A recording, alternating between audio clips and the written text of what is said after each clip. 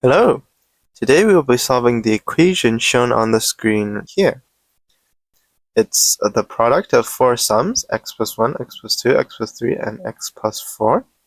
And the product has to be -1. And we're solving for x. Okay, let's see how we can approach this. So probably a natural thing to do is to see if we can multiply some of the products together. Let's see if we can multiply them out. So for example, if we multiply these two, we will get x squared plus 3x plus 2. And if we multiply these two, we get x squared plus 7x plus 12. Now, I don't think this would lead us anywhere. This doesn't seem to be particularly useful. There's no pattern here that we can take advantage of. And if we multiply those together again, we will simply get an equation where we have x to the power of 4, x to the power of 3, and these are some high-powered terms that would be a bit tricky to handle. But let me know if you have an idea to actually continue down this path. I personally don't see a way. But if you do, then I would be very, very excited to learn the way. But for now, let's just say that this doesn't work.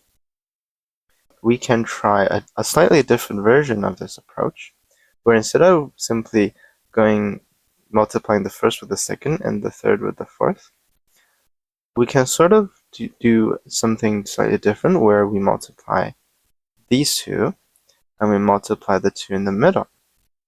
Because one thing we can notice is that 1 plus 4 is equal to 2 plus 3. So here, when we multiply these two together, x squared is obviously always shared. But now for 5x, we also get a shared term, another shared term. So now only 4 and 6 are the different ones, which means that 4 is 5 minus 1, and 6 is 5 plus 1.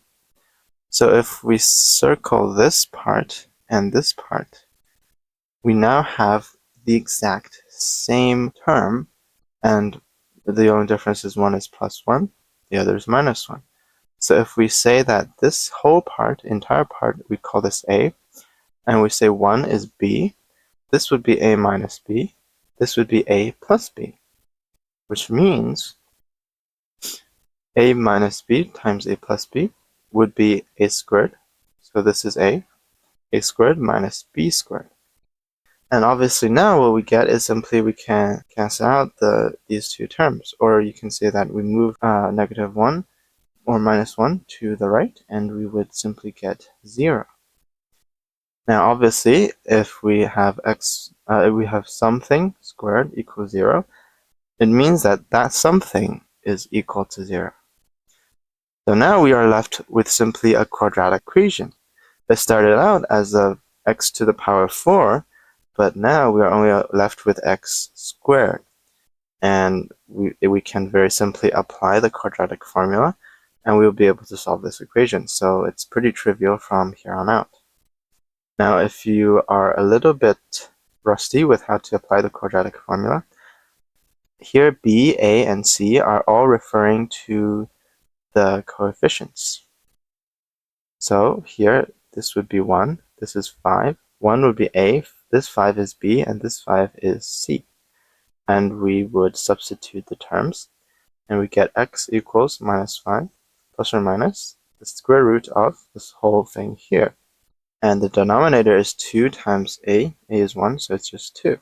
And so we would get that the roots are -5 plus 5 squared, this whole thing divided by 2, and -5 minus 5 squared, this whole thing also divided by 2. And we solve our equation through some clever manipulation of the different terms that are multiplied with each other. I hope that was fun. I hope to see you for a different problem, hopefully next week.